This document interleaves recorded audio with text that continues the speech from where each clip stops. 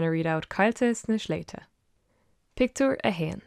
Sa pictiúr seo feicimid buail de chlub drapadóireachta ag caint agus ag córa ar thaobh Sléibhte madan cheover amháin. Dar le ceanara an grúpa tá an cio ag éirí níos trime agus níos dain séirí. Socraíonn siad leanúntar aig áfach in anóin an cio seo. Pictiúr dó.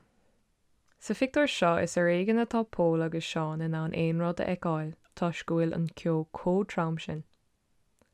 Is dechar dóibh a slí a dhéanamh cé go bhfuil bata acu chun cabhrú lo. Tá málaí drime acu chomá lean le hachfaní drapadóireachta is tóca. Pictiúr 3. I pictiúr a trí tá Seán agus Pól go mór chun deirg ar na drapadóirí eile. Ní féidir lo cumad sús leis an rúpa ar chorbe.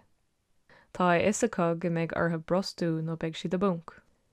Pictiúr 4. Ní fada go bhfuil imní ar na drapadóirí eile faoi na buachalaí atá inis ar iarraig.